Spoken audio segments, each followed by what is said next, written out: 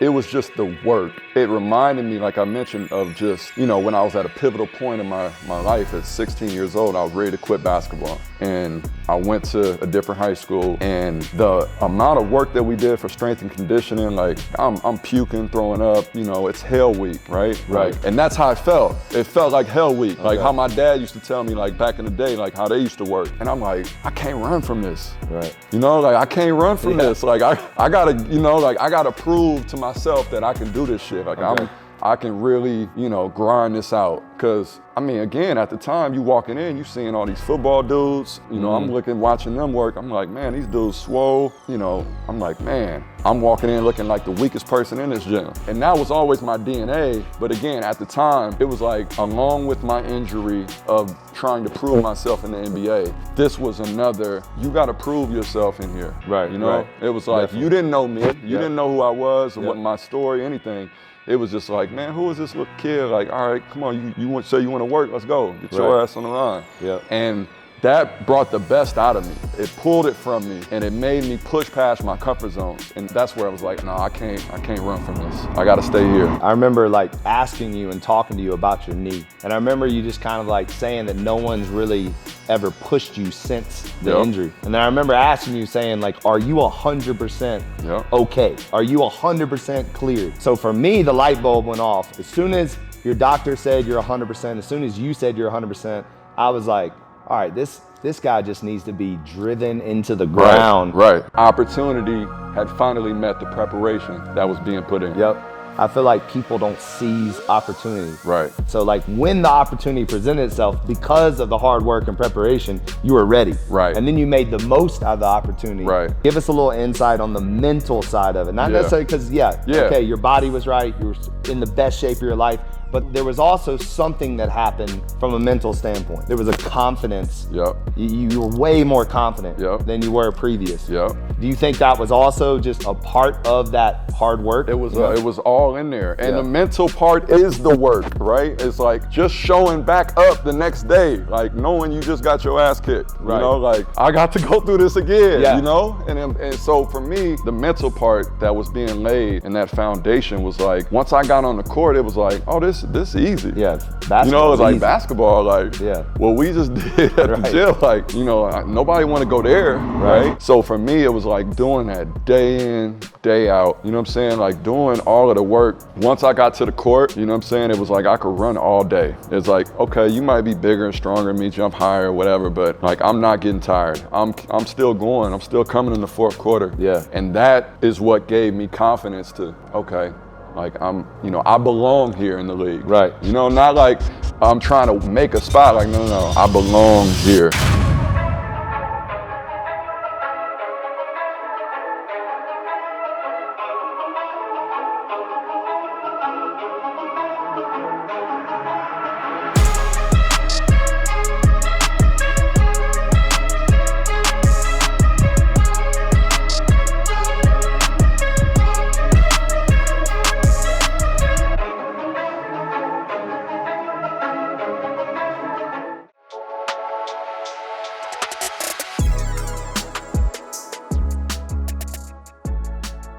First of all, like, thank you. Absolutely. I'm in your home. Absolutely. You opened your doors up Vegas. literally for me. And it's just, I'm very, appreciative of that and very grateful for your time and energy and doing this. So one of the things I wanted to do is like, people always ask me, that time, like, how did it start? And I know I have my version of like when we first met. Right. And I know sometimes like you have your own version, but then, there's different perspectives. So what I would love to just hear in the beginning is like your first remembrance of the experience of making the decision to come to me. Yep. And kind of how that, because I actually don't even remember how that came about. Yep. Like who, Yep. Maybe it was Irv, I don't know. Yep. So just kind of take us back. Yep. To, and what year was this? Man, this was 2012. 2012? I'm pretty sure it was. This is 2012. Yeah. Yep. And so setting the scene, for me, this was like my sixth or seventh year in the league. Okay. I had gone through my knee injury, in and out the NBA. I was on a 3-year deal, and I was on my last year of my deal. And, you know, at the time, you know, I'm just kind of treading water, staying in the NBA. You know, like I'm just like figuring it out. And I was spending the summers in Miami. And so Irv Rowland. Yep.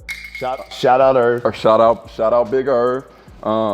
Man, he called me, he was like, you know, bro, what you doing? Like, where you working out at? What's going on? And he's like, I told him, I'm like, well, I'm working out in LA. You know, I'm kind of out there. I got a guy out there. So at the time, I was spending the summers out there. They had good runs at UCLA, you know, so that's where guys would play. And it's LA. But this time, I decided to stay in Miami. And he's like, man, I got a guy. He's like, you work out with me on the court, but I got a guy, you know, if you're looking for somebody, you know, that you can come train with. So I had no idea what Legacy was. I had no idea what I was walking into. Right, you know what I'm saying? It was just like, all right, cool, let's do it. So I remember, I'm like, all right, I'm gonna switch it up. You know, I need to switch it up. So I walk in, this is 2012, I go in the gym, and then all of a sudden, I just hear somebody just screaming, like at the top of their lungs, you know? And it's like, man, who is this dude? Like yelling at these athletes. And there was some football guys in there, you know? And I mean, and I'm like, damn, he cussing them out. He going in on them like that. Like, damn, these dudes. And they was taking it. I'm like, oh shit. Like I'm like, I gotta get ready. I gotta get my mind right. Right. You know, I'm a buck 60, 70, like, you know what I'm saying? I'm like, I gotta get my mind right. Like this ain't just, you know, no regular degular. So, you know, man, I remember the first workout, I'm like, oh, like this is real. This felt like, for me, high school again, how we did strength and conditioning. Like when I came from high school and I went into the NBA, you know, I was kind of shocked, like, man, this is all we're doing for training camp? Like, okay. And then, you know, getting the no days off experience, getting the Legacy Fit experience when I went in for my first week, I'm like, God damn, I'm tired as hell. Like, yo, this is real. It was 115 degrees in there. You walk in, you sweating right away. Yep. You know what I'm saying? I mean, no AC, you know, like, it's nice where you at now. Like we Yeah, upgraded a little bit. yeah. So I just remember at the time, I'm like, all right, I signed up for this. Like, I can't quit. This is some of the hardest work that I've done since in my time in the league with anybody.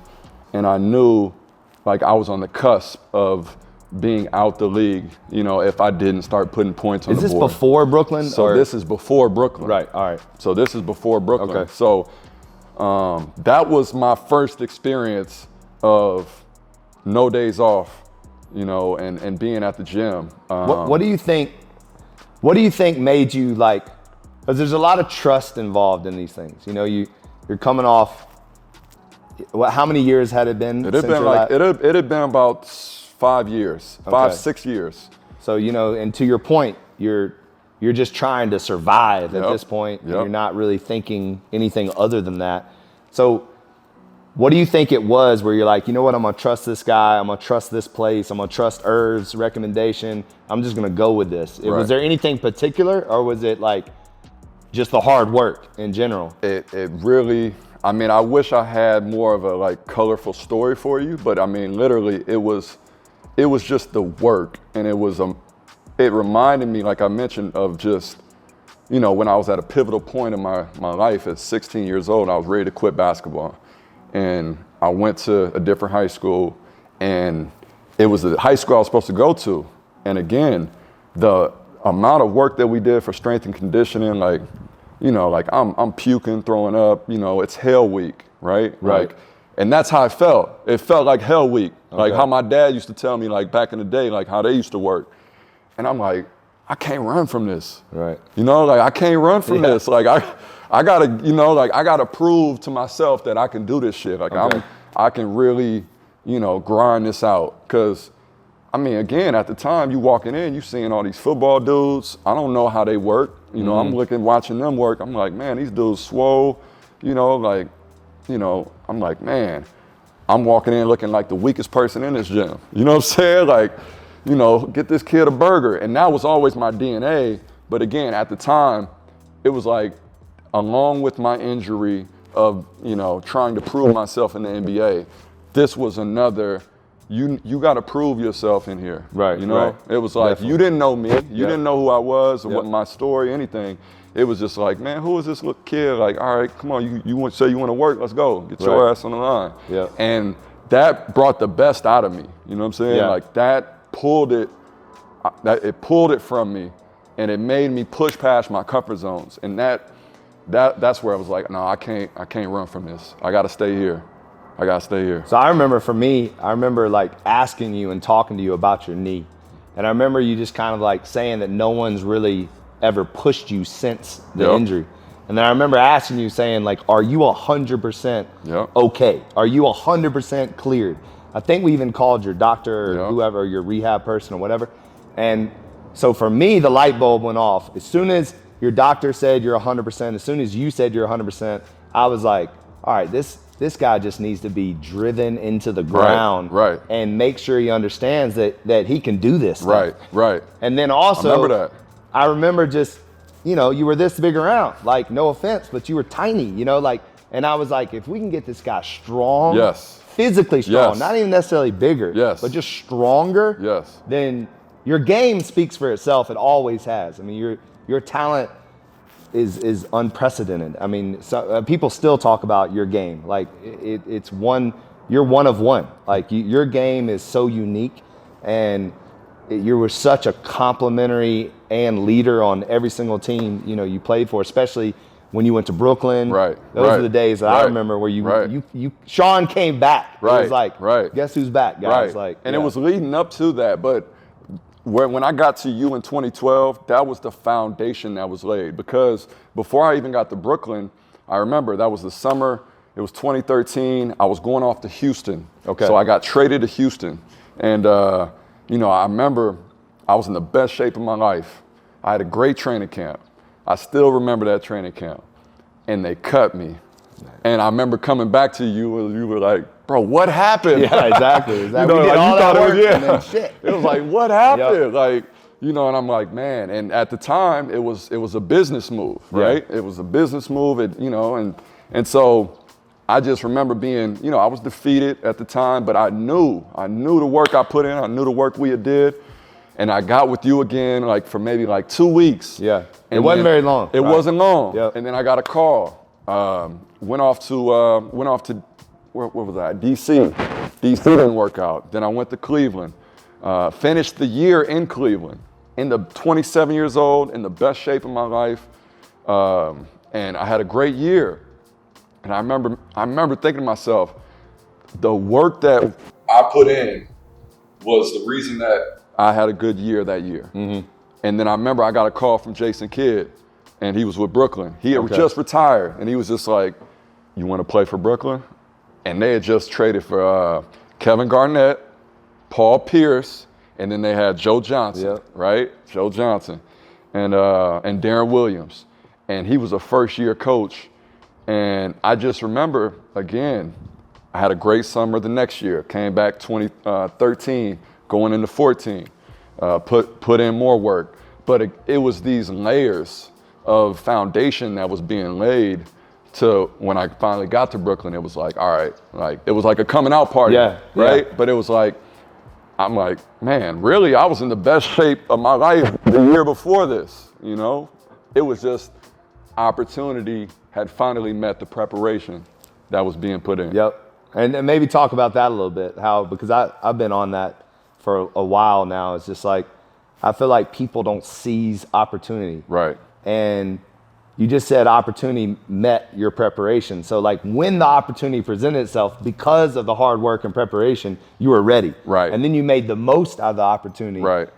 Right. So again, like, what are the things that led up to walking into that situation and give us a little insight on the mental side of it. Not necessarily because, okay, your body was right, you were in the best shape of your life, but there was also something that happened from a mental standpoint. Like to me, there was a confidence. You were way more confident than you were previous. Do you think that was also just a part of that hard work? It was all in there. And the mental part is the work, right? It's like just showing back up the next day, like knowing you just got your ass kicked. You know, like I got to go through this again, you know? And so for me, the mental part that was being laid and that foundation was like, once I got on the court, it was like, oh, this is easy. Basketball. You know, it was like basketball, like what we just did at the gym, like, you know, nobody want to go there, right? And so for me, it was like doing that day in, day out. And then once you had to talk about, are you healthy? Is your knees okay? You're structurally okay. You're not gonna get hurt, right? It was getting over that hump and that hurdle of knowing like, I'm gonna be good.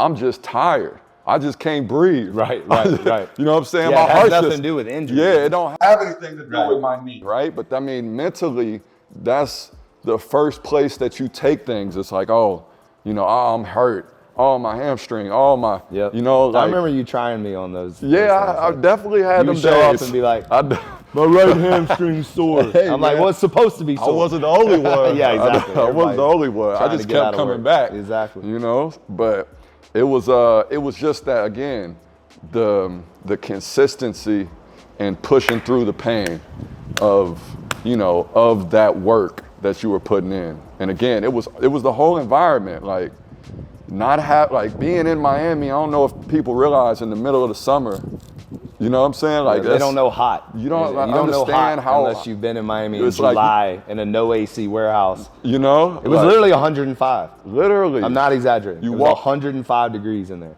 You walk in, it's like, go warm up. I am warm. You know, like, bro, I'm warm. I'm ready right now. Like, and so just working through that, pushing those sleds, doing the battle ropes, you know what I'm saying? Like doing all of the work. Once I got to the court, you know what I'm saying? It was like I could run all day. It's like, okay, you might be bigger and stronger than me, jump higher, whatever, but like I'm not getting tired. I'm still going. I'm still coming in the fourth quarter. And that is what gave me confidence to, okay, like I belong here in the league. Right. You know, not like I'm trying to make a spot. Like no, I belong here. And I think that was the correlation between both, the work and playing. So. And then when you went to Golden State, what year was that? 2014. So right after Brooklyn. And then I felt like it was like a match made in heaven. It was like your game with everybody else's game. You were like the missing piece, you know? Did you feel at home when you got to Golden State? Was that somewhere like you felt like, oh, I can do something here? No question. No question. Just from a standpoint, again, it was like, I knew I belonged in the league. Brooklyn was my shot to give me a chance to like showcase myself and also to win. I had been on losing teams pretty much from the time I got injured all the way to Brooklyn because that's what I had to do to make it back in. Right. So now when I was finally back in the playoffs with Brooklyn, got a chance to kind of, play with these great players, Hall of Fame players. So we had eyeballs. So it was like, all right, now I'm back on the stage. Golden State was the next level to that. And Brooklyn prepared me for that because I already knew I belonged, but now I'm under the bright lights. You see what I'm saying? And it's different performing under those lights, And so when we got to Golden State now and we had an opportunity to, win a championship, which none of us thought that we were going to win our first year. That was Steve Kerr, first year coaching. He had just been a broadcaster for TNT. Wow. You know what I'm saying? Like, just fired Mark Jackson, who, was a great coach in his own right. Steph and Clay, Splash Brothers, like, they're just starting to take off, but they weren't, in that legendary seat that they were. So the stars were just aligning. Bob Myers, the GM at the time, brought me in he knew me from LA with my time with the Clippers, so he knew what kind of game that I had, what kind of person I was. Yeah. So like, I did feel like I could contribute to a winning team, and I was a missing piece. And so it just was like everything just came together, and it was just like a rocket ship. Like we just took off, and it was 3 out of 4 years y'all won. 3 out of 5. 3 out of 5. 3 out of 5. Yeah. Yep. And then you won one as a coach too, though, right? Yep. As an executive.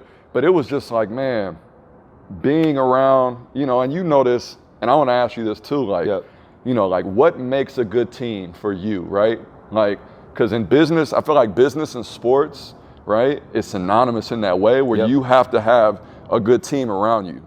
Trust, respect, right? Yep. That chemistry, We call it, so for my organization, we call it teamily. Yeah. So it's like, it's a family and a team, because you don't want to be too much of a family, because then you're not about your business. Right. And you don't want to be too much of a team, because then it's almost like you're trying to win business, and you can't win in business. You can't really win in life. You can win like a project. You can win like you can check certain milestones, but the game of life and the game of business is an infinite game.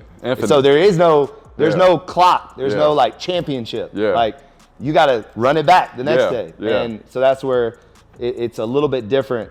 So that's why we call it a teamly. Right. And I like that. But for me, there is a lot though of correlation between business and team, from a standpoint of you can go further together.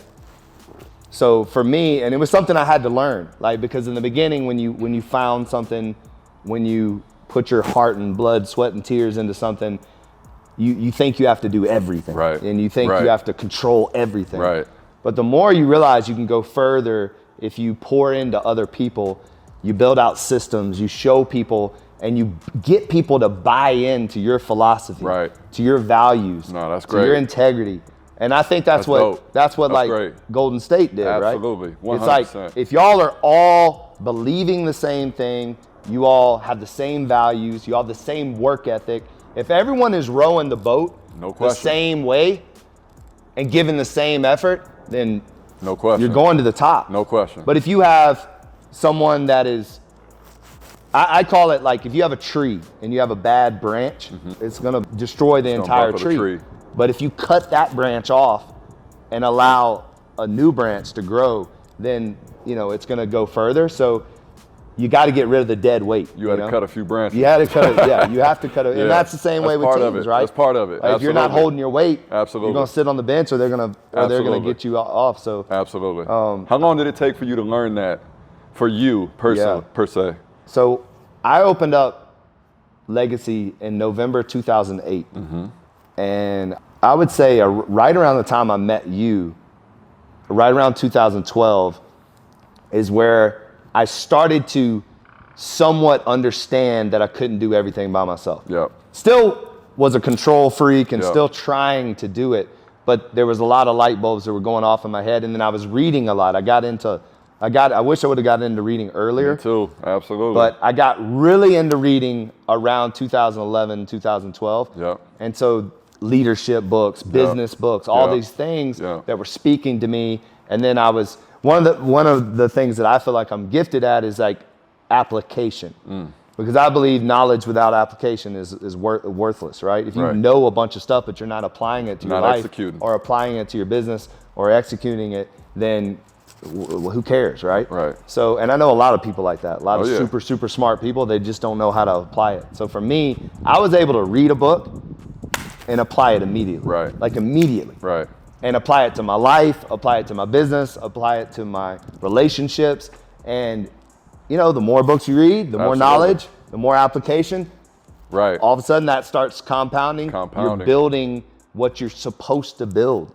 No, that's good. That's good stuff. I want to touch on that because I feel like as well, like on the basketball side, it's just like having the talent, right?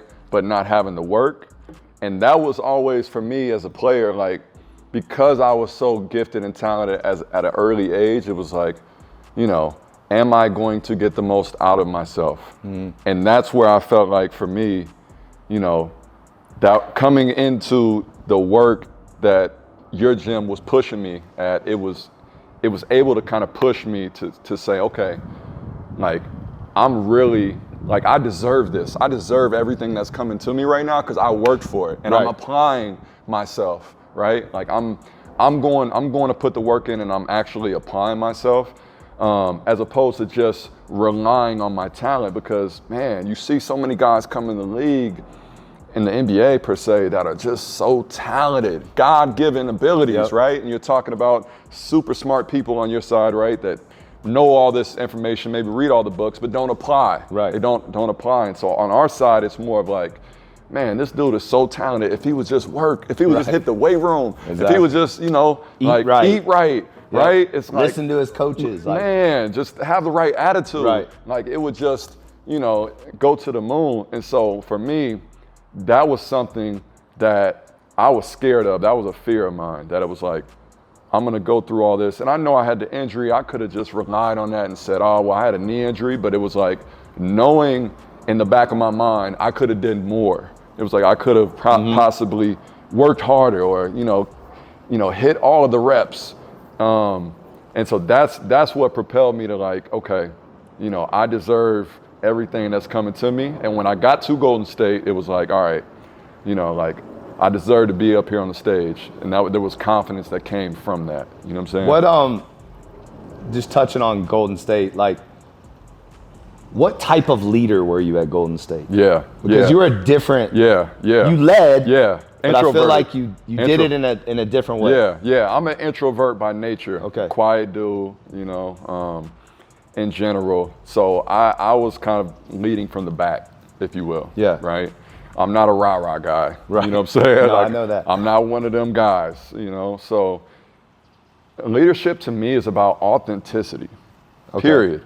You know, like you got to be authentic to who you are. Yep. Otherwise, we see through the fake. People are gonna read right through it. Yeah, if you're trying to be a rah-rah guy and you're not a rah-rah guy, like, people are like, dude, shut up. Like, we don't even believe you. You see what I'm saying? Yeah. And you create more problems for yourself, like, because you off brand. Right. You know what I'm saying? Like, so. Give me an example though, because there's a lot of introvert people out there that think they can't lead.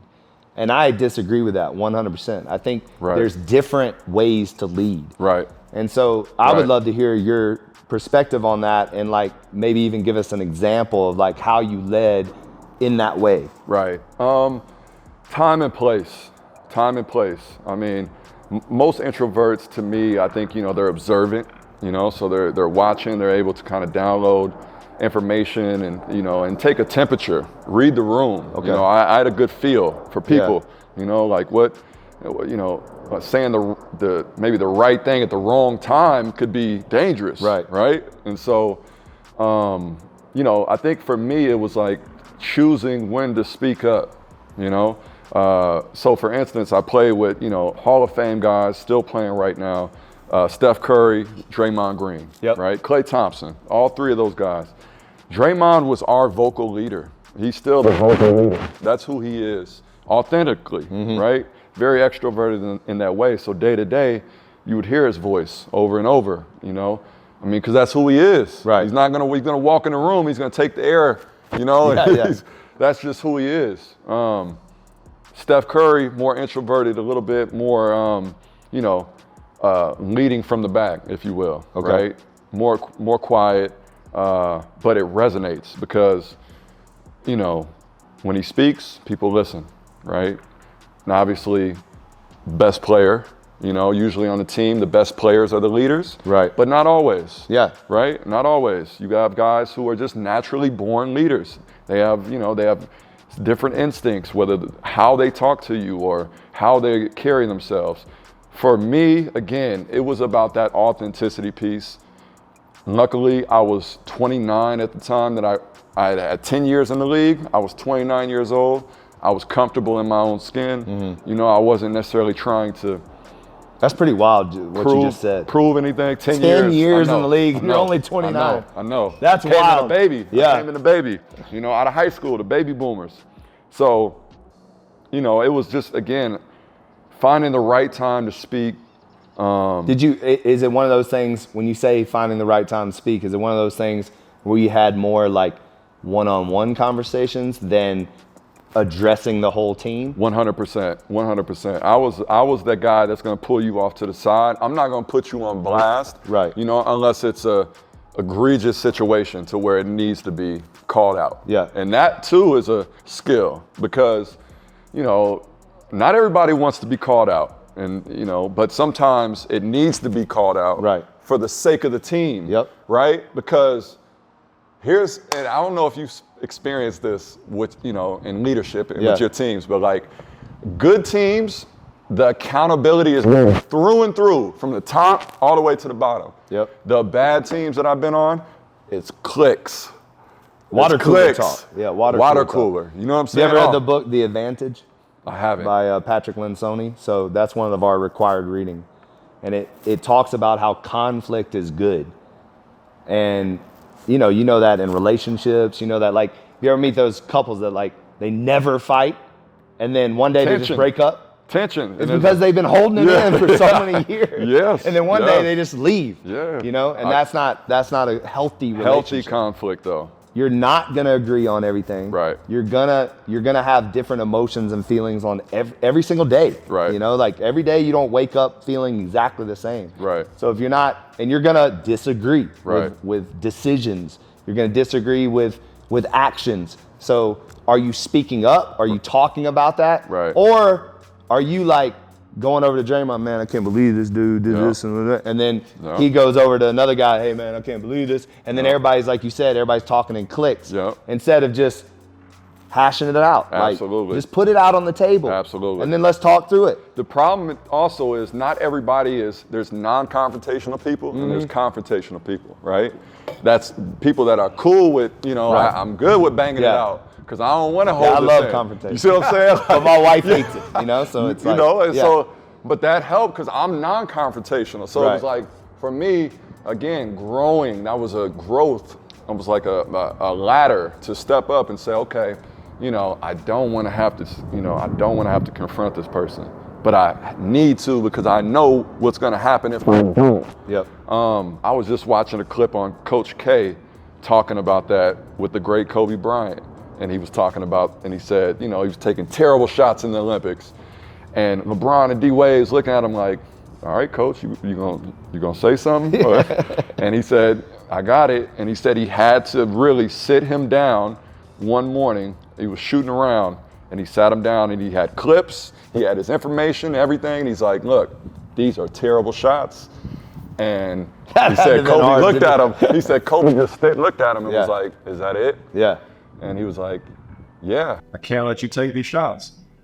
And he paused and he was like, all right, coach, you're right. I'm going to take these shots. And he was like, I was relieved, you know, because it was Kobe. Right, exactly. Right? Yep. But he knew, again, not confronting him and telling the truth and holding him accountable, right? As the best player. Yeah. We're talking, you know, and again, so it's Kobe. Again, it's just the concept of like, knowing when to do that, and I was a one-on-one guy, more where I was like, all right, I'm gonna tell you the truth, I'm not gonna put you on blast. Now, if we have to keep going over this, right, then I may have to address it in front of the team. Luckily, there wasn't a lot of those situations because we had a good mix in our locker room of personalities, right? Like Draymond was the kind of that alpha, you know, confrontational guy, right? You know, live on the edge, right? But then we had a bunch of cerebral guys around him and, you know, myself, Andre Iguodala, David West, Zaza Pachulia, guys who were seasoned veterans who could look, come here, bro. Like, come here. Like, bro, was there a lot of moments though that Draymond kind of had to be checked? Absolutely. But it was like he knew where we were coming from. Right. You know, but it's trust with that, you know? He trusted us, right, to hold him accountable in that way. But it wasn't anything to where we, like, you know, little brothered him or, you know, like we were peers, you know? We were teammates. It was just, you know, come on, man, let's go, what you doing? Like, come on, nah, forget all that. Like, let's go, let's get focused. Right. And he knew, again, it was coming from an authentic place, not a place where we were trying to, mold him or make him something that he wasn't. It was just more of like, look, let's get back on track here for the goal. What's the goal, right? It's to win a championship. Yep. And when you have guys that are aligned, like you spoke to, around that common goal, I mean, that team can go so much further than just the individual. Yep. And then when did KD come on board? Yeah, 17. Okay. Yep. And then, you know, obviously there's some stories there. Like, man, I mean, I just remember I remember where I was getting the announcement. I was back in Peoria, Illinois, getting a haircut, sitting in my barber's chair, see the phone. I was just like, yo, you believe this? Like, I couldn't believe it. And then when he got there, I still couldn't believe it. Yeah. You know, it was just like watching a unicorn. You know what I'm saying? Yeah, It literally was like watching a unicorn. That was the greatest concentrated amount of talent that I've ever been around. Yeah. Like, you know, being in the gym with, you know, all those guys, all that talent. But then, you know, incorporating, you know, a legendary Hall of Fame player like that within our locker room, which was one of the best locker rooms that I've ever been in. Right. Like people, just people in general. It was scary, man. It was scary. I mean, there was games, those guys, you know, they were so good, you know, and it was the games that they wouldn't even play the fourth quarter, you know? Like, we'd win the games in 3 quarters. Right. You know, and so the talent level, but then also like the chemistry that we had that first year especially, because we had buy-in from everybody. Mm-hmm. It was just, you know, and you see the proof was in the pudding, you know? I mean, that team goes down as, you know, one of those all-time great teams. Yeah, for sure. You know? I think it's sad. I think y'all probably could have won a lot. Possibly. Yeah. Possibly. Yeah. What do you think what happened? Like, in your eyes? Yeah. Like, where did it go wrong? I think just like in, you know, just with anything with time and relationships and, you know, siblings, whatever it is, it's like if you don't water it, if you don't, you know, it can go stale. Yeah. You know, I think we had got to a place to where everything was becoming so easy, right? As far as, and I say that respectfully because we were in the NBA, there's talent everywhere. Right. But I meant just the way that we showed up to games, the way that we prepared, it wasn't the same because we didn't have the same hunger. Okay. Right? Success sometimes can breed complacency. Yep. Right? And I noticed that even, you know. I know you called me one summer, where the hell you at, man? Like, yo, won championships now. Like, right, exactly. Yeah, so with that, I felt like the team, you know, like there was slippage a little bit. You know, like the seasons are long. I think Phil Jackson even said it, you know, the lifespan of certain teams can probably only go, you know, 4 or 5 years, 6 years, because guys just start getting tired of each other. Right. You know what I'm saying? It's like, I'm tired of seeing y'all every day, you know? So when you get players like the Warriors that got 3 guys that have been together 14, 15 years, you know, 12, 13, 14 years. It's unheard of, man. It's unheard of. And I just think you started to see that with us. Like, you had, you know, like we'd have practices sometimes where we wouldn't even go to the gym. Like Steve would be like, yo, let's everybody get on the bus, we're going, or everybody drive to the bowling alley, or we're going to the baseball stadium next door, we're gonna hit 5 balls. For real? Like, you know, just mental days, to get away from it and do something different, you know, because the repetition of it all, I mean, that's what it takes to be great, but, you know, just the human nature of it, you know, it's like you get tired, you know, you get complacent, you know, you know, it gets easier. And I think the game was so easy because of the amount of talent we got.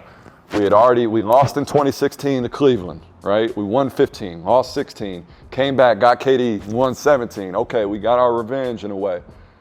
But then, okay, 18, we win. We just squeaked by Houston, James Harden and those guys. You know, it was just, you know, 19, some injuries, but it was just getting harder and harder to show up. and there was less buy-in from everybody. You know, it wasn't the honeymoon. Yeah. You see what I'm saying? Like now we in the real, you know, real deal marriage, and it's like, okay, you know, I think guys were just we're getting a little splintered.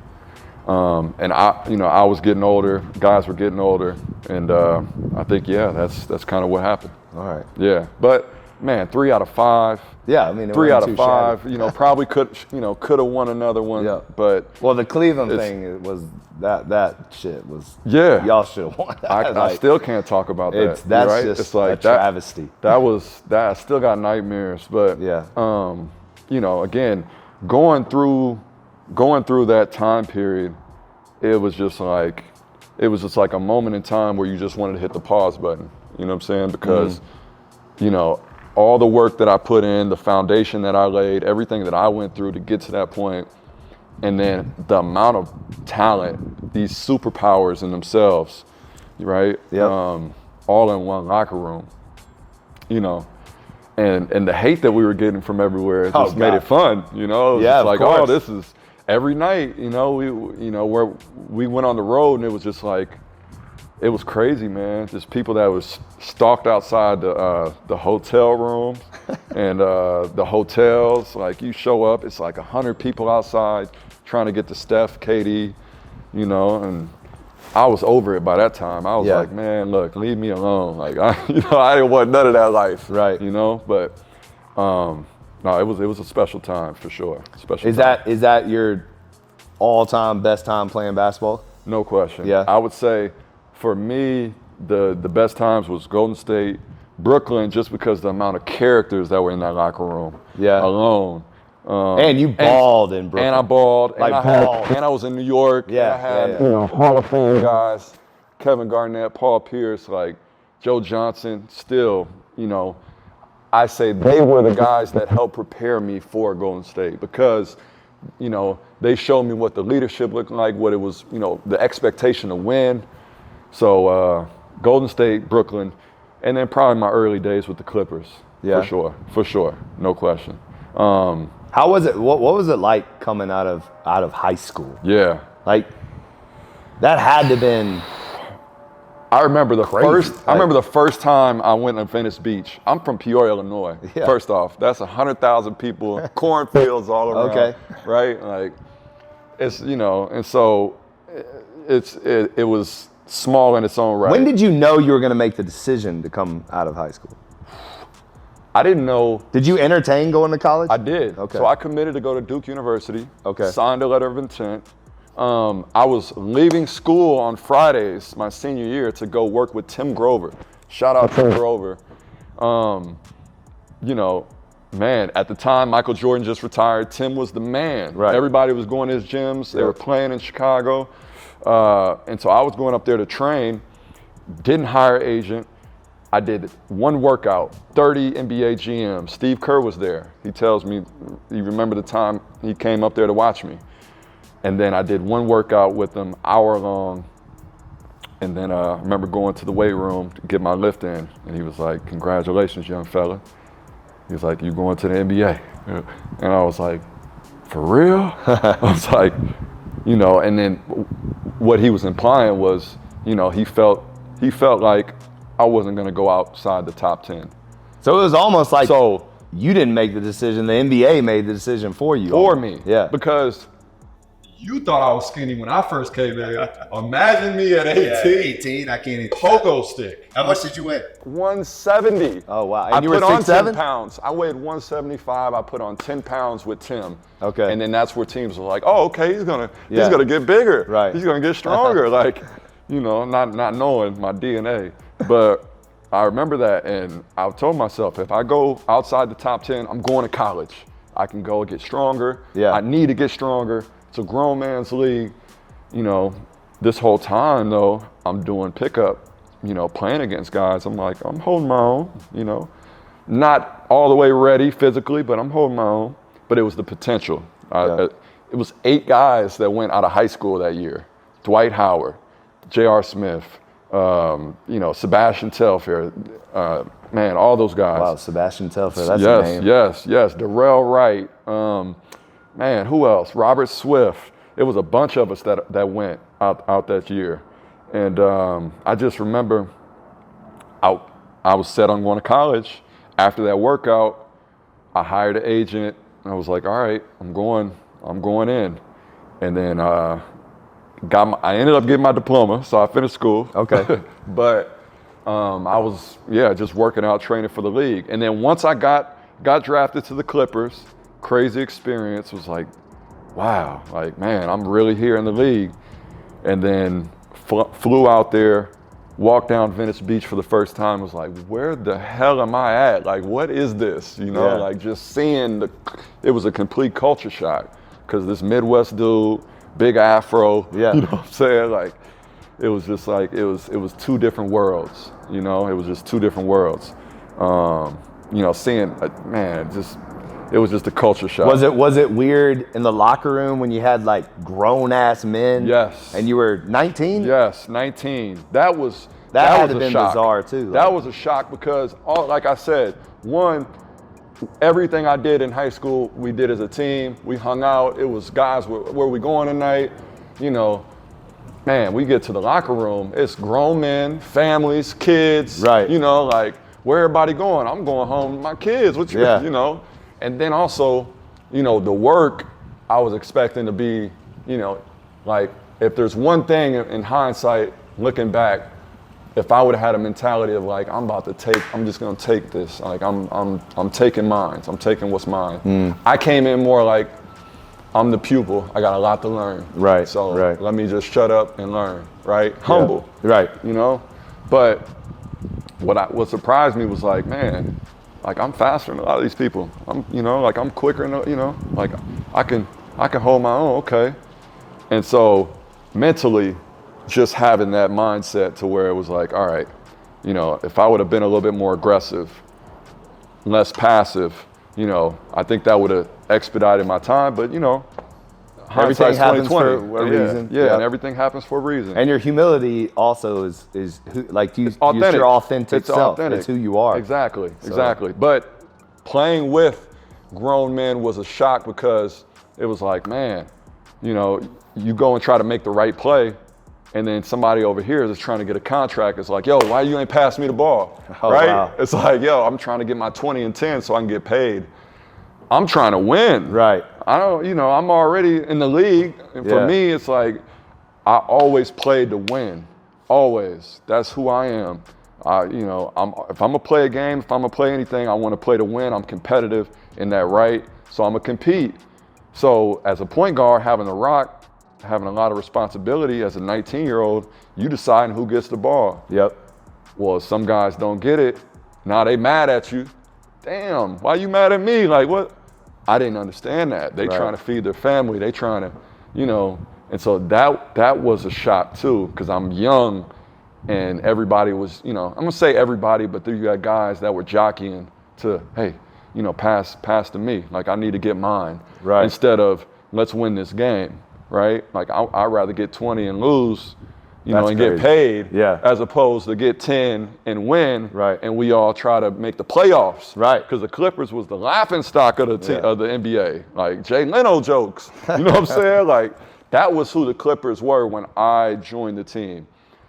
And then Elton Brand, Corey Maggette, Cuttino Mobley, Sam Cassell, second year, you know, we get Sam and Cuttino.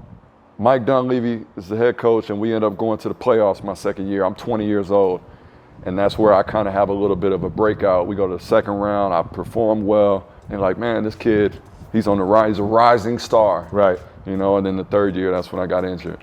So just wild. And I mean, as far as the injury goes, I mean, I'm one of those people. I just believe that like everything happens for a reason. No doubt. If you had to like, I mean, you're talking about like, obviously, I mean, one of the most horrific, you know, injuries that anyone's ever had to go through. But I mean, now you're so removed from it. Is there anything during that time, looking back on it, that you can say like that was, and this is crazy to say, but that was the best thing that could ever happen to me? Yeah, for sure. That injury I went through it early, like first 2 months. Why me? What, why? Natural, normal response. Why me? What is this? Why am I in this situation? My knees all busted up. I had surgery. I'm laid up in the bed. I can't do anything. I'm just sitting there. So, mentally, I was that woe is me mentality. Like I said, first month, 2 months. And then when I had to start the rehab, which they started rehab right away. Yeah. So they wheeled me down to rehab. My knee is still bleeding, still pus coming out. And, looking back though, when I started to climb and started to get better, I'm like, you know what? Like, this is the best thing to happen for me. Still angry, still a little resentful, like I had to let some of that go because as I started to climb, there was always setbacks. Getting cut from the teams, not good enough, this, that, and the third. They like this younger player over me, they got more potential than I have because of my injury history. Right. All this stuff is biting me in the ass as I'm trying to, forge my way back into the league and create some. Only goals that I had for myself was I want to play in the NBA again, and I want to be on a winning team. I want to be in the playoffs. It took me 2007 was the injury. It took me 7 years to get to Brooklyn. So that whole time, that's 7 years, and it took me 5 years from the injury when I got with you, 2012. So literally within, that 6 to 7 year window, it was just like, it was the roller coaster of just being in, being out, having good days, having bad days. With the knee swollen, the knee feels great.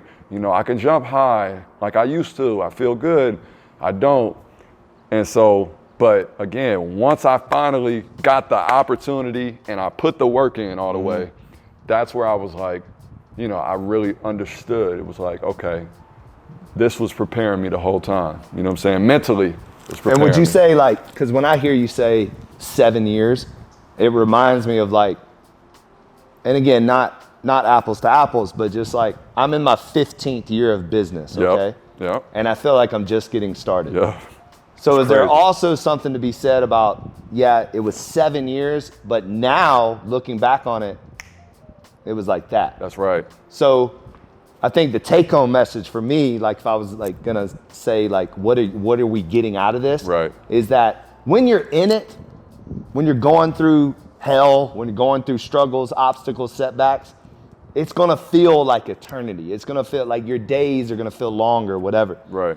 But if you can just keep showing up for yourself, you can just keep going, once you get on the other side of it, you're gonna look back on it and you're gonna be like, oh, that was nothing. Right. That flew by. What was that hardest pain point for you within those, 7 years?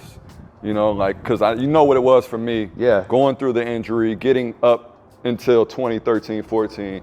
But for you, what that look like? So I had several struggles. I don't know if you remember, I also dealt with a lot of injuries. The back. Yeah. So I broke my back in high school, my junior year in high school, and then I broke it again my junior year in college.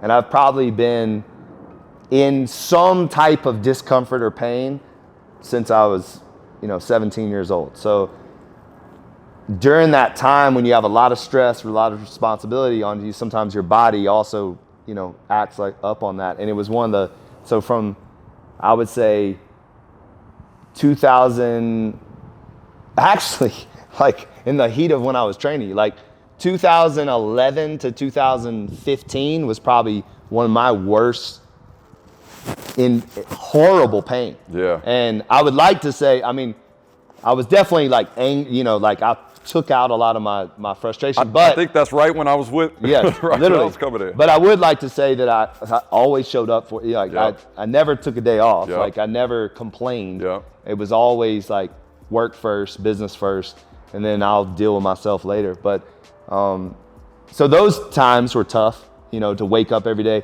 I used to have to wake up, and I'd put my shoes on like this. I'd be laying on my side trying to get my shoes on because I couldn't do this. Right. Right. I couldn't bend over. Right. And I feel like I had a chip on my shoulder again for y'all, because that's why I was so hard on y'all.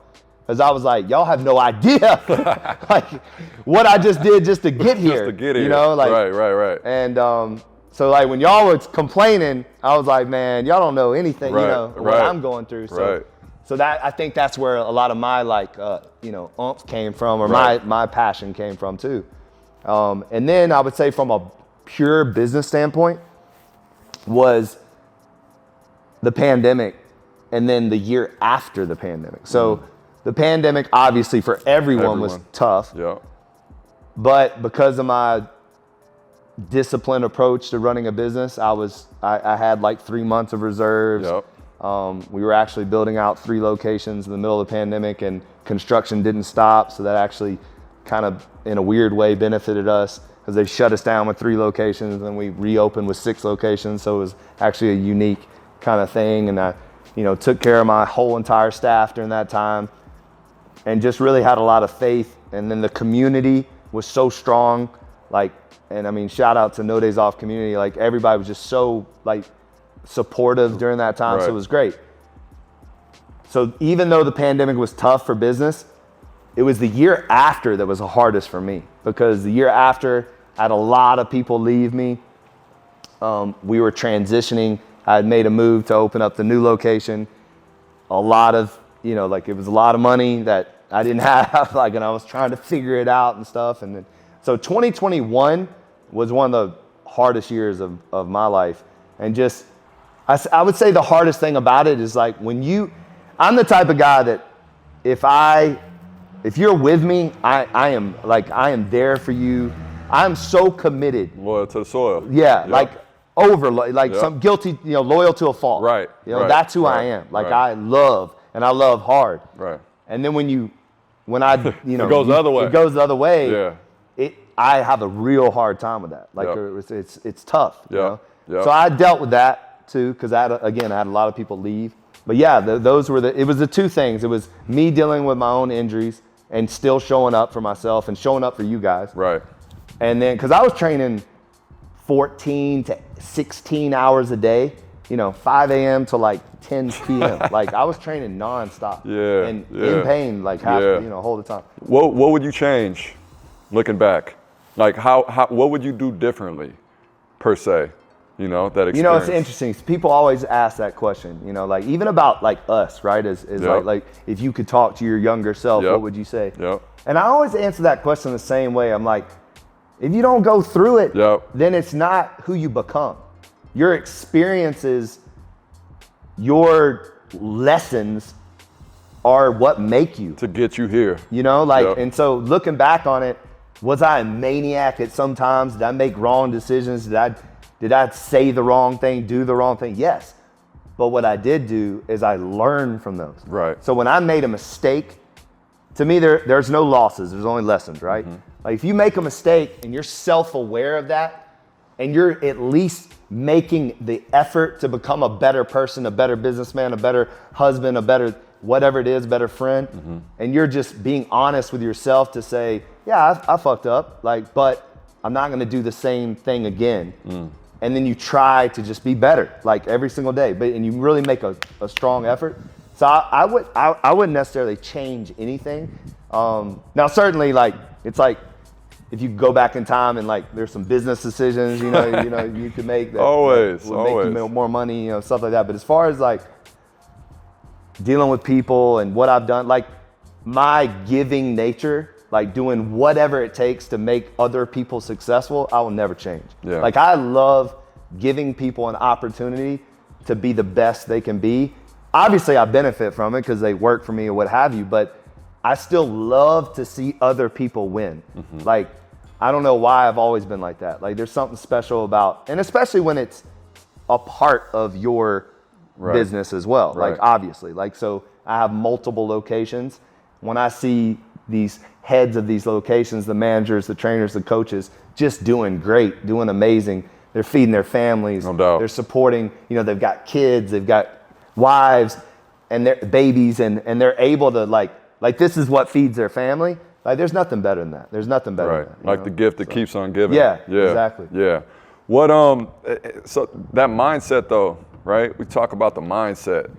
Do you feel like it's you see that mindset of athletes, right? Do you see that in business? Do you feel like the mindset is important when you're running your business as far as, you know, that no days off brand and, you know, like really pushing through some of those pain points? I mean, there's so much correlation to me in sports and also business, like we talked about earlier, but the mindset is everything. Yeah. Because I always go back to this. What I feel like is one of the number one things that's wrong with businesses, with relationships, with everything, is just so much relying on your emotions and your feelings. And to me, you have to separate. You know, that's why I always say discipline over motivation. Because you're not gonna be motivated every day. Right. You're not gonna feel good every day. You're not like, I think sometimes people see guys like us, oh, they're successful. They wake up with like, they wake up and No it's doubt, like, today's gonna be great. No, like, it's human. Like, Right, nah, right. like sometimes we wake up, our neck hurts, our back hurts, we don't feel good, whatever, but it's acknowledging that that's not what's driving us, that it's showing up and doing it anyway, regardless of how you feel. And so for me, I think one of my best gifts is the commitment to the consistent effort every single day, no matter what. Like, it doesn't, the outside circumstances is not relevant. Like, if you have a job to do, you have to do that job, period. Were you always that way? Were you always that way, or did you have mentors or coaches that like fed you that? Well, my dad Yeah. dad probably instilled that the most. No for doubt. Me. So my No dad doubt. was like one of those dads that woke me up, the crack of dawn, like, we're going running, we're going to work out, like that. doubt. Watching him also be a hard worker with his business and always, there for the family. And then coaches, I came, and I would say I got some bad habits from college football, coaches, because they coached in such a harsh way. And so when I became a business owner, I thought that's how I was like, I'm Right. just going to drive everybody into the ground, like my coaches did. No doubt. Man, That's old school. You can't Yeah, do it's that. old school. And that's something that I've definitely adjusted is like you can't treat everybody the same way. Some people need to be screamed at and yelled at. Some people need a pat on the back. Yeah. Some people need encouragement. Other people need discipline. Like Yeah. it's you gotta, and you have to learn that pretty fast. Yeah. Or otherwise you'll run everybody off. No So, doubt. No. I benefited from that, by Yeah. the way. 'Cause Well, I it's needed funny. that, I Like, remember there was a transition for me where, and I know you saw it because you used to get mad at me for not being my old me. Right. Like you were Right. like, where the fuck is Yeah. Manning, the guy that cusses me out? Like, man. Oh. But, and I found that to be interesting because it was like, you needed something that I felt I needed to Get away release, from, to yeah. get away from. Yeah. And because that anger that I was holding on to because of the pain, because of maybe the chip on my shoulder or whatever, right. and because I thought that that's what y'all needed, I was reading and learning and growing as an individual, and that was like starting to break off. Interesting. That's interesting. Like I was becoming more peaceful. Right. Right. That's interesting. Number one, my back finally, Yep. shout out to Health. Dr. Goddard, I did stem cells and stuff, so the pain went away.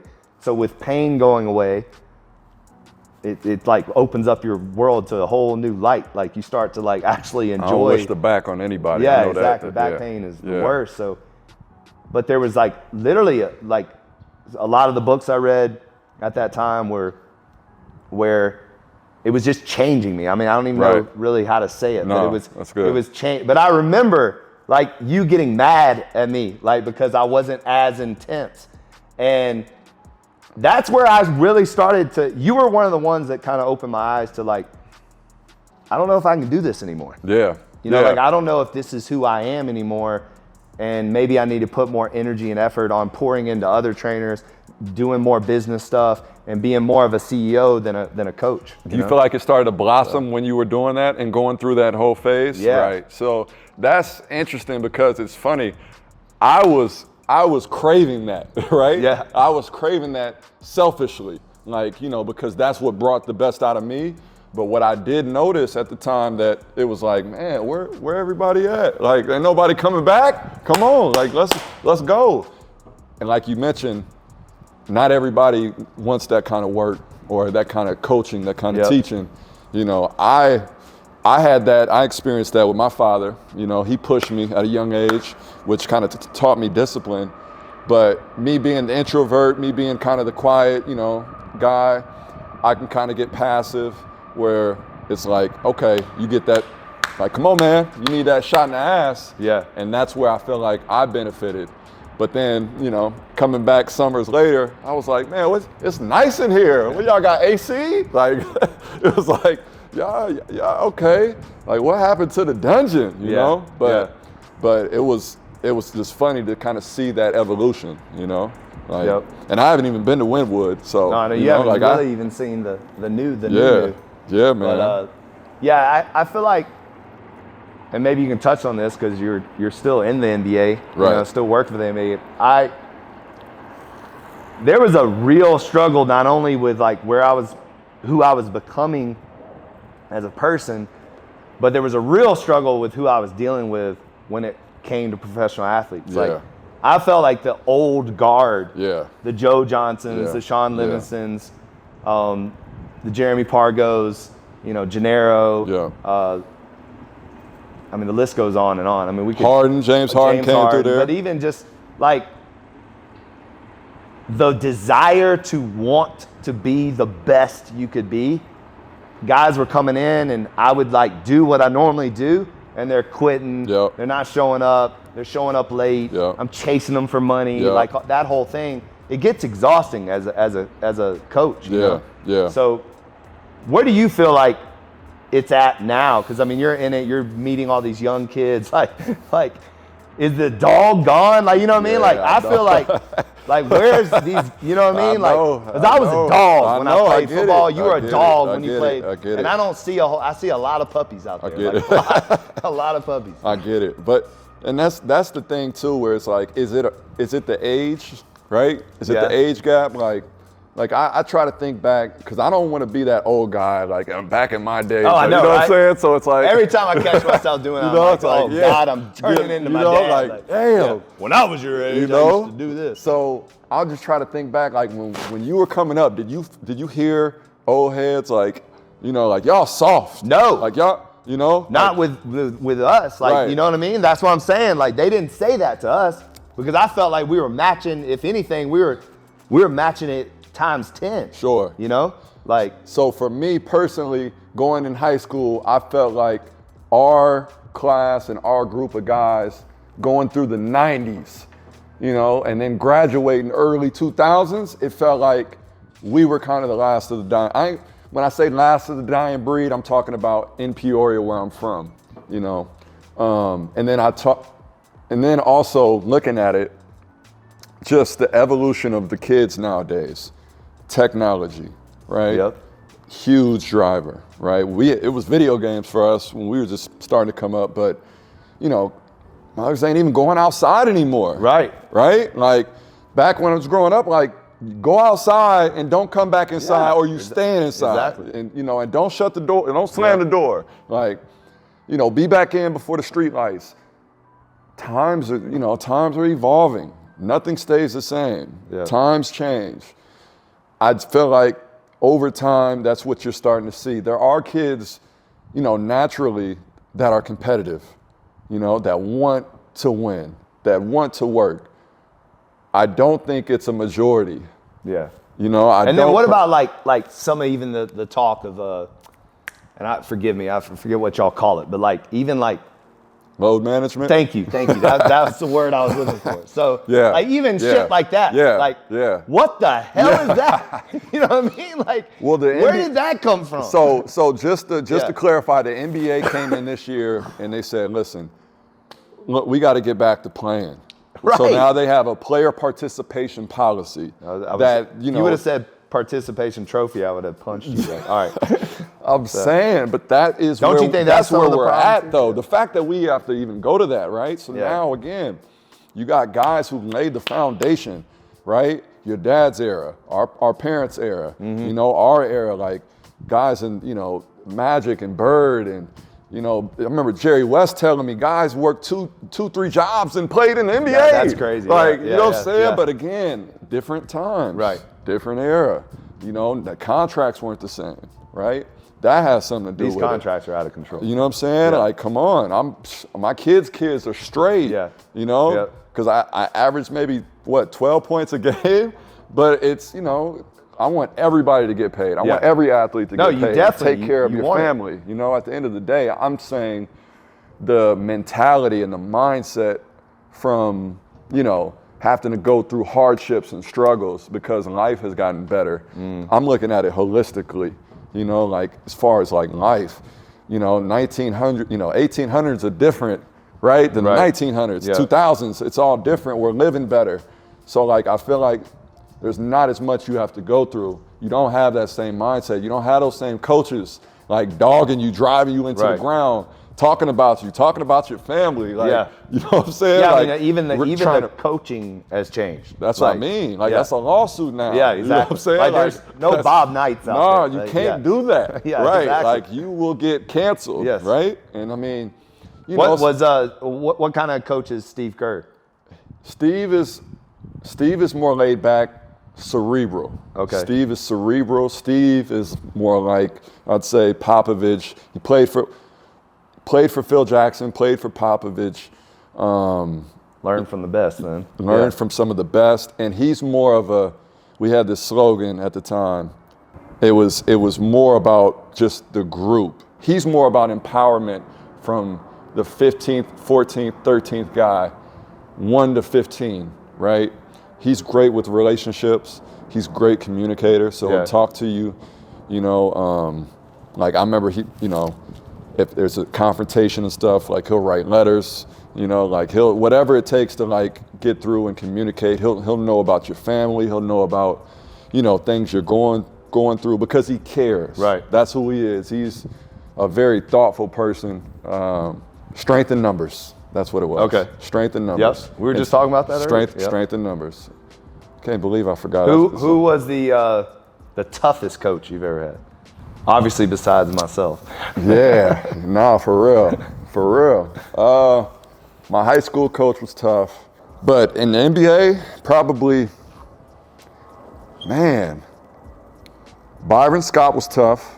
But he had a lot of respect. We had a lot of respect for each other. My journey, he respected what I came through, what I went through. Yeah. You know, he came from Pat Riley. Pat Riley's known synonymously like for being tough. Yeah. You know, like the Heat, tough. Oh yeah, right? their culture like, you is see what the they toughest in the NBA. Yeah. Like so, he's from that branch.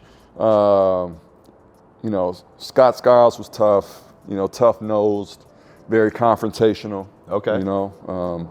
Where's he now? Milwaukee. I had him in Milwaukee. He's not coaching, man. A lot of the guys, style, it's you know, Larry. And that's kind of was my point. Yeah. Larry Brown, like the Larry Browns, the Scott style. They're not. I had Larry Brown. Like these guys, they're, you know, I feel like, you know, it's just again, it's an expiration date. You know, it's a changing of the guard, as you mentioned. Yep. So it's not the majority of those guys that you see, and when you see one, you're like, oh yeah. He's, you know, like he got it. He could go in our era, right? Like, you know, but I just think it's, you know, it's more of just how life is. You know, things are easier. I mean, my kids, we talk about as parents now. Me and my wife, like, man, look at, you know, look what they're like. Look how they're, you know, look at their like. They got a pool, like what? Like that was vacation for us. Yeah. Like we go swimming, what? Like you soft, you want to go swimming? Like it was just different. So I just feel like, you know, nowadays, you know, times are different, and you have to meet players and kids where they're at to try to communicate with them. Right. You know. You know, you got 2 baby girls. Yep. You're married. You're in Vegas. Like, what's next? Yeah. You know, what's next for Shaun? Yeah. So I grew up in the NBA.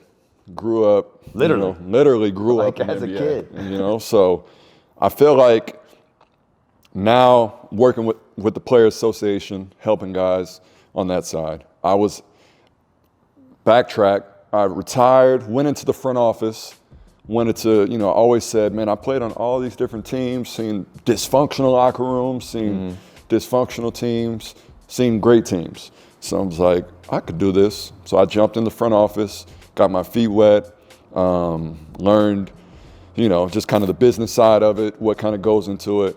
And then now I'm working with the Players Association. But I think eventually, one day, I'd like to be a general manager, possibly in an ownership group, Heck yeah. For the NBA. Bring a team to Vegas. I was about to say, that's an opportunity, right? Yeah. Right. And that's a real, valid thing that's probably going to happen, right? I mean, it's in the works. I believe Adam Silver said something over Summer League as far as possible expansion. Yeah. But you never know, But that would be a North Star for me. Yeah. Yeah, join the owners box. Heck yeah. So that'd be dope. And then from there, I want to open up my own business one day. Do you know what kind? Yeah. I think I'm into financial literacy.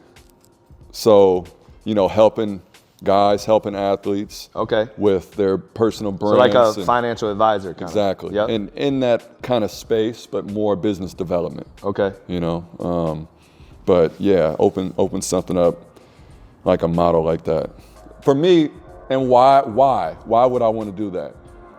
I made some dumbass investments as a player, not knowing, right? Right. And when I say dumb, it was, like I made a movie, and got into movies in LA. I didn't know that. Next day air, look it up. Oh, okay. Executive producer credit. Oh, okay. Right? Was like, had my injury, what do I want to do? Oh, let's make a movie. Like, let's jump into that. Met Mike Epps, he was on set, met some great people who I still have relationships with, but it's just like, was it a good investment, right? Was it a good return on my investment? No. Right. It was just something sexy to do. I didn't have education around it. I just had a bunch of money at the time that I wanted to invest. Right. Athletes, there's a lot of easy money. There's a lot of access. And a lot of people pulling at you. And a lot of people pulling at you. And at the same time, your job is to focus on what you're focused on, sports. Yep. You're not in the business world, right? You don't have all of these different business chops and a lot of experience. So you have to trust who's your team, who's the people you're putting around you. That's why the agents are incredibly important. Right. That's why they hold a lot of the, they hold a lot of importance because they're the ones that's putting together the teams for these athletes. And so it takes a lot of trust there, but trying to just educate guys more on what they're doing. And I think you're seeing it more with, the player empowerment. You're seeing more brands. Obviously LeBron, what he's doing in the media field, right? Starting his own media company. Steph, with his brand. So you see certain players that are being more business savvy in how they operate, like their own CEOs, because you are at that point, right? Of course. You have millions of followers, you have people following you, your visibility's there, so you already have built-in marketing, right? Yep. As a brand yourself, how do you capitalize on that? Because athletes are athletes, but they're human beings, and they have other passions and interests as well off the court. So yeah, and you're seeing a lot more of that. Exactly. Like Kyrie, Russell Westbrook. Exactly, Russ. Like guys doing a lot of stuff off the court. That's right. That's right. Football, which is good baseball. To see too. And to your point, I mean, I've always felt that way. Like you get people stereotype you so fast. Like, oh, he just plays basketball, or he's just a personal trainer, like whatever. And so I think a lot of people can relate to that, where it's like, don't put me in a box. Right. Like I can do more than one thing. That's right. And especially there's something about athletes, something about like when you're 6'7" or you're 225 pounds, people look at you and they just think that's what God gave you. You know? Oh, you're tall, you're big. Absolutely. Like, instead of like, nah, I mean, there's a mind here. I'm creative. I want to do other things. And so for you to kind of acknowledge that and know that that's something you want to do is amazing. So yeah, no doubt. Look forward to seeing what you do. Maybe I Absolutely. can drag you into some of the stuff I'm doing. So Absolutely. Hey, we'll talk. We gotta talk. you We can gotta practice your Yeah, your get some game. reps. Exactly. Get some reps. I'm gonna give you some homework when we get done. Well, I don't want to take any of much more of your time. You got the family, I'm sure, coming back soon. Oh yeah. But oh yeah. thank you again, and you got to come to Miami. You got to see the new Winwood. spots. Yep. So, Yep. definitely. Yep. Absolutely. Thanks for having me on the pod. Episode 25. And it's the Big Dawgs podcast. Okay. And one of the main reasons I did that is because back what we said, like I don't, obviously dog is, the logo, but there's not any dogs anymore, That's right. And That's right. I feel like we're a dying right. breed and want to keep it going and also help develop other people with the same mindset of just becoming better every single day. And that never stops. Right. And that if you're 5 years old or if you're 70 years old, it's my mom's 70th birthday today. Shout out, Mom. Oh, okay. Happy birthday. Yeah. And she's with her friends. She still works. She's a phenomenal creative florist. And seeing her passion and still showing up for herself and still, at 70 and still thriving and healthy, like it just goes to show you, like, it never stops. Like it never stops. So like, you gonna work till 80 then? That's at least. So, but it never stops. And even if you're not working in business, you'll always be working at self. Yeah. Yeah. So no matter what. No, that's the brand. That's the no days off. That's kind of, what I took away from it. It was just like the consistency to keep pushing. It's like you're not giving up on yourself, right? And you got to keep pushing past. Everybody's like, "What? No days off? Like you got to have a day off." It's like, nah, you don't. That's not what it's about. It's not what it's about. Yeah. It's not literal. It's it's a mindset. So appreciate you having me on the pod, man. And took you long enough to call me, but I'm glad you showed up, Big Dawg. Yes, sir. All right, bro. Yes, sir. Yep. Appreciate you. Yes, sir.